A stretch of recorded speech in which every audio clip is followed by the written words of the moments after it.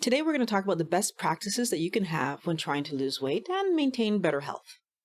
Hello everyone, welcome to Mind Blowing Health and Wellness with Violet. I make these videos because I want everyone to understand that our mental health and our physical health come together to give us that overall feeling of happiness and well-being. We're talking about the best practices for weight loss. There are 6 really important things that I'm going to go through that we need to pay attention to. So the first thing I'm going to say, and it's important to say and at the same time obvious, is keep your carbohydrates low. Because I keep my carbohydrates low, I will store less fat. And by storing less fat, then my ability to stay at and maintain a good weight is going to be easier. And if I have weight to lose, it's going to be easier. And how do we do that? Generally speaking, it's by keeping our carbs under 150 if we're doing a low carb lifestyle, under 50 if we're doing a ketogenic lifestyle.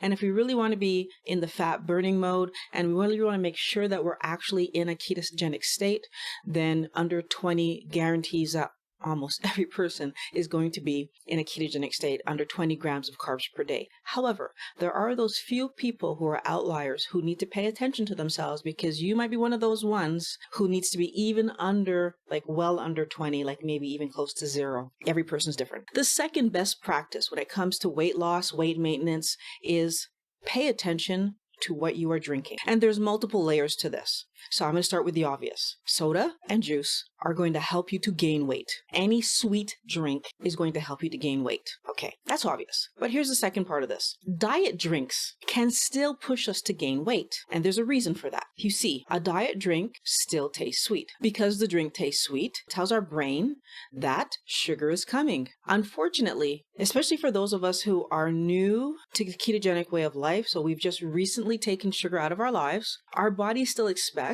that, and our brain still expects that when sweet is tasted, sugar is coming, it will preemptively start to store some of the sugar that you have in your blood to make space for the sugar that's coming. And then if no sugar comes, because it was a diet drink, well, now we're in a position where we're a little bit low on sugar. And so what happens? We will be pushed to eat. And that's a bad situation for those of us who are trying to lose weight. So the third thing I'm going to talk about when it comes to drinks is the fatty drinks. On keto, we're led to believe that fatty coffees, fatty teas, they're no problem because it's fat and we want fat and extra fat and all this idea. However, what we need to be careful about is if I'm drinking fat and I'm in a position where I'm actually trying to lose weight, well, the more fat that I intake, whether it's a drink or off the side of my pork chop, the less fat that I'll take from my body. So if I want to be in a weight loss scenario, ingesting less fat is important. So be careful. If you drink your fat, your body will not take it from you. Now, the other story, though, is that if I'm in a position where I'm trying to maintain, drinking the fat might help me because it will stop me from losing too much. That's kind of my story right now. I drink fatty coffees because it helps me to not lose too much weight. Because if I weren't doing this, I'd still be losing. If you're not in that story, and honestly, if I was not able to drink the fatty coffees, if I didn't like them for some reason, I would have gone back to eating 2 meals a day, and that would have solved the problem. I just like the lifestyle of eating 1 meal a day.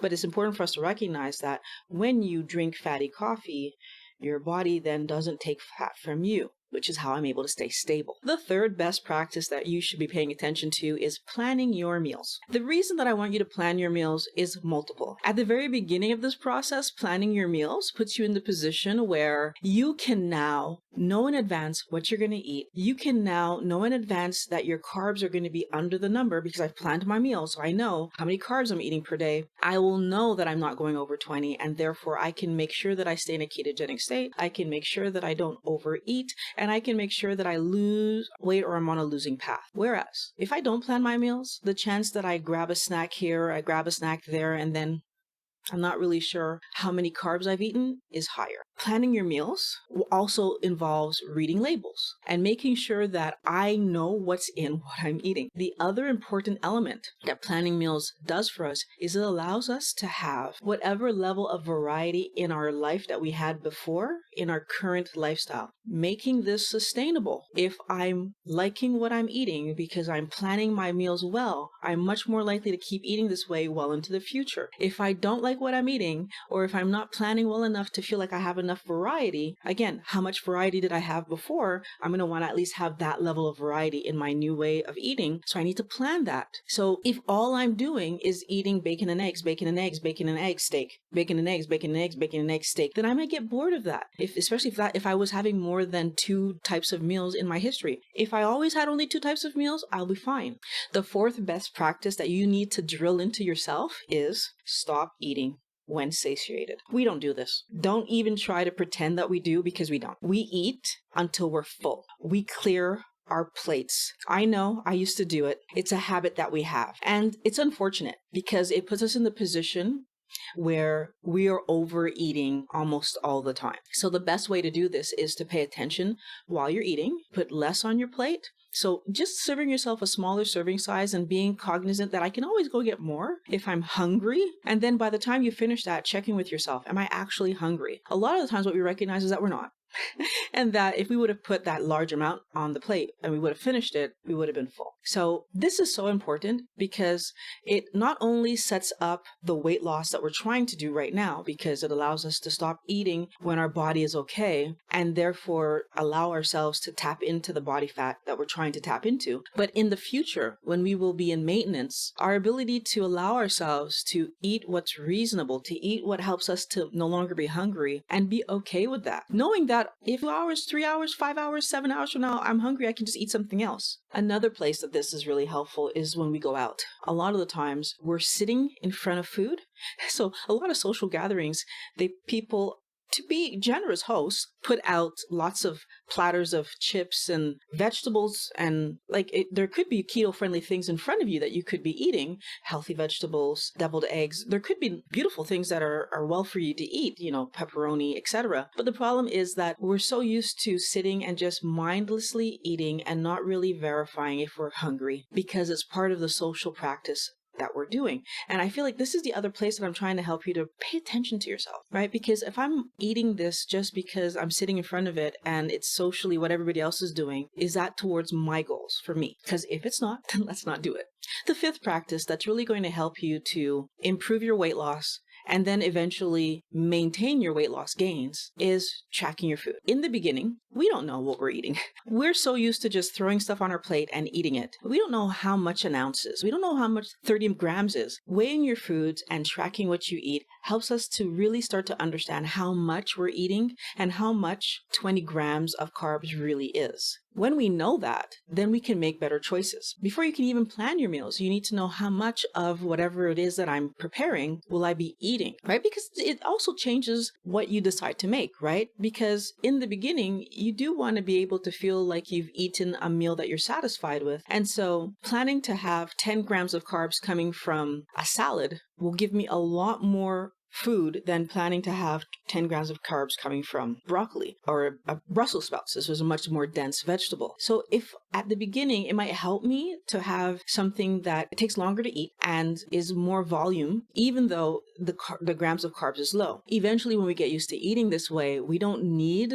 the extra volume because we recognize that when we feel satiated and then we can stop easily. But again, at the beginning of this process, while we're learning to eat till satiation, not till fullness, it might be really hard to only have eaten a very small portion. The sixth and final best practice that I want to talk about is joining a community. I want the wellness warriors that are here to become a community. And the way that I've decided to do this is to create a Discord server. Discord is an app that you can download on your computer. You can download it on your cell phone, where we can communicate with each other, talk about the videos, talk about our lives, talk about anything that's happening, whether it's weight loss, mental health, all the things that we're struggling with, and help each other. And the reason I decided to choose a Discord server is because after doing some investigation, what I realized is that there's a lot of control that I have over the environment. So the people who are there, and I can decide what kind of language we can use. So are we being aggressive with each other or no? I can moderate that. It really will help all of us to have the ability to share freely without being afraid of being attacked by unfortunately, the negative people that sometimes are on YouTube and look for vulnerable people to attack. I don't like the fact that I get people in my comments that I need to delete, but it's the reality of YouTube. I want to offer my wellness warriors someplace safe where you can talk to each other, talk to me. I will be in there. We can try to talk about the things that are helpful to everyone and talk about weight loss, talk about mental health, and really help each other out. I will be leaving links so that you can join my Discord. Once you've downloaded the app, you need an invitation. Again, what I love about it is that you need an invitation. So it's not just anyone that will be able to join. I will be putting the invitations in my premiere. After each premiere, I will be in the Discord for at least a half an hour to talk to people about the videos, about any questions that they have in a much more private scenario where, again, we're not worried about people who just float by and make mean comments. I really hope you found this video helpful, and I want to ask you to please take a moment to subscribe so that when my next premiere comes out, you are going to be notified. And that way you'll be able to get the link to my Discord server and we can chat after the video. I want to thank you for watching Mind Blowing Health and Wellness with Violet, and I'll talk to you in the next video.